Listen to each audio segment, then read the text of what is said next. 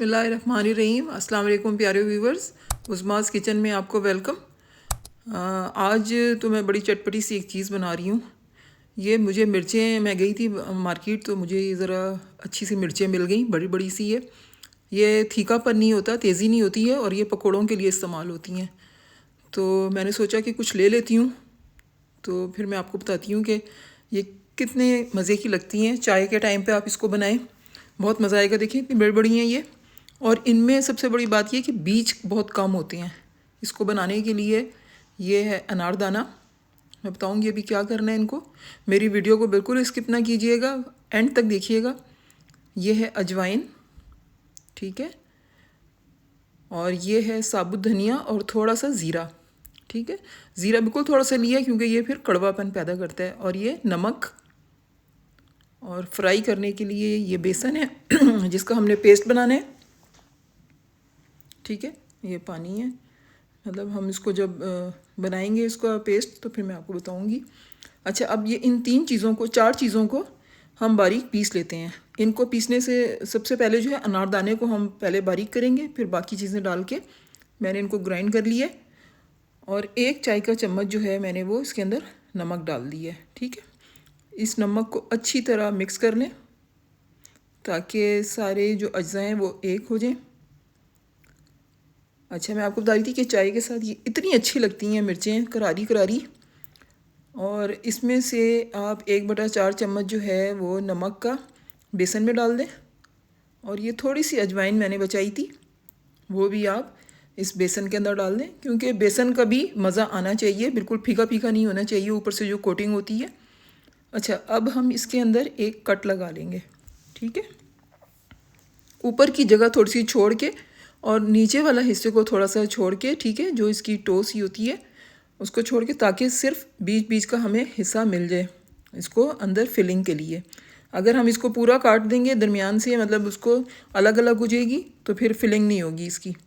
इसी तरह इन सारी मिर्चों में मैं ये कट लगा लेती हूँ, ठीक है। ये देखिए, ऊपर से थोड़ा सा छोड़ के और नीचे का भी थोड़ा हिस्सा हमने छोड़ देना है, और फिर इनके हमने बीज निकाल लेने हैं, क्योंकि बीजों में मिर्चें होती हैं, बीजों से ही मिर्चें होती हैं, ठीक है ना, ये ज़रा जहन में रखिएगा।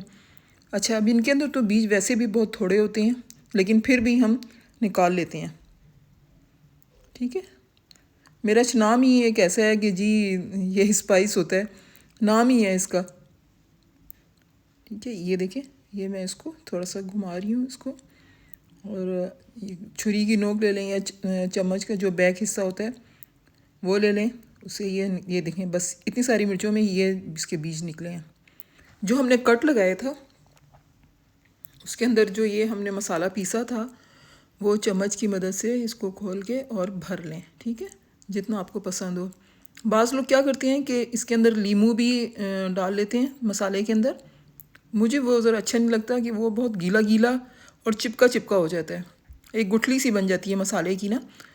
तो अच्छा यही लगता है कि ज़रा खुश खुश मसाला हो अंदर, गुठली सी ना बने, और पूरा मसाला जो है वो पूरी मिर्चों में फैल जाए।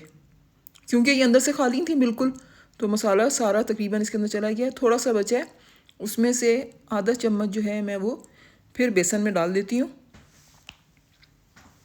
क्योंकि बेसन को भी तो हमने ज़रा चटपटा बनाना है। ऊपर की जो लेयर आएगी पहले तो वही आपके टेस्ट में आनी है ना, तो इसलिए इस लेयर के अंदर भी हम मसाले, मैंने मिर्चें, ये नमक, अजवाइन और जो मसाला मैंने पीसा था वो डाल के इसके अंदर, और फिर इसको थोड़ा थोड़ा पानी डाल के इसको मैंने फेंट रही हूँ। अच्छा, आपने इतना इसको फेंटना है कि ना ये बहुत पतला हो और ना बहुत गाढ़ा हो, इतना हो कि मिर्च के ऊपर ये चिपक जाए, ठीक है ना। जिस तरह आलू हम बनाते हैं, आलू के पकोड़े बनाते हैं हम, तो बिल्कुल वैसे ही हमने इसको बनाना है। देखिए, ये बहुत बारीक पतला नहीं हो और बहुत मोटा नहीं होना चाहिए। अच्छी तरह हमने इसको कर लिया ताकि कोई इसमें लम्स ना हो, भुटकी ना रह जाए बेसन की। फिर जब वो तलने के बाद भी क्या होता है, जब वो खोलें तो वह खुश खुश बेसन जो है वो पाउडर की सूरत में बाहर गिरता है। तो पहले हमने इसको अच्छी तरह फेंट लेना है। देखिए, ये इस तरह चाहिए कि गाढ़ी गाढ़ी एक लाइन सी गिरे।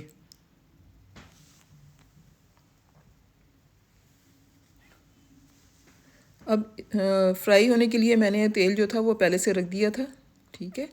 अब एक एक मिर्च को उठा के हम पूरी इसके अंदर डिप करेंगे, ठीक है। ये देखें, हर तरफ से इसको कोट कर लेना है और ज़रा झटक के, ठीक है। इसको मैंने पैन में डाल दिए। जितनी आ रही हैं आराम से, यानी आप उसको अलट पलट सकें उतनी आपने डाल देनी है। वैसे भी ये थोड़ी सी थी, क्योंकि मैंने सिर्फ आपको ये वीडियो बनाने के लिए बताई हैं, क्योंकि ये मैं काफ़ी बनाती हूँ, बहुत मज़े की बनती हैं।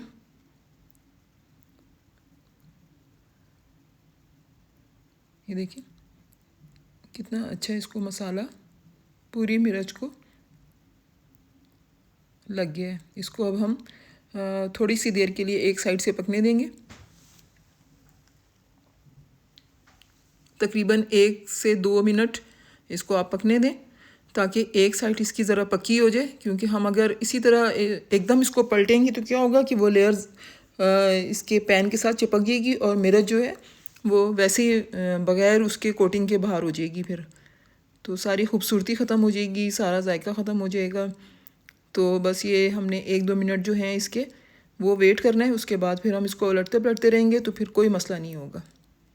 देखें अभी मैं थोड़ी सी एहतियात ये कर रही हूँ कि ये देखें, ये देखें नहीं चिपकी ना ये इससे पहले से, क्योंकि इसको हमने एक साइड से पहले थोड़ा सा पकने दिया है।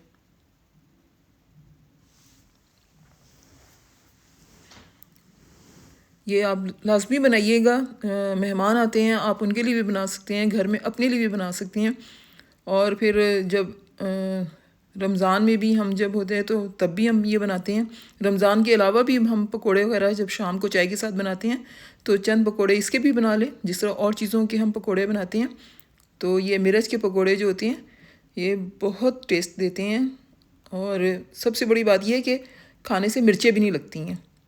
अगर हम छोटी मिर्च लेते हैं तो वो तो कभी भी नहीं खा सकते थे आप, बेशक उसके बीज भी निकाल दें कि उसके अंदर की साइड पे बीज चिपके होते हैं, ठीक है। ये देखें सब बन के तैयार हो गई थी, इनको मैंने डिश आउट कर लिया। ये देखें मैं इसको तोड़ के दिखाती हूँ कि कितनी बाहर से करारी और अंदर से कितनी सॉफ्ट, और मसाला देखें पूरी मिर्च में आया हुआ है। उम्मीद है आपको मेरी ये डिश पसंद आएगी। मिलते हैं एक और डिश के साथ, उस वक्त तक के लिए अल्लाह हाफिज़।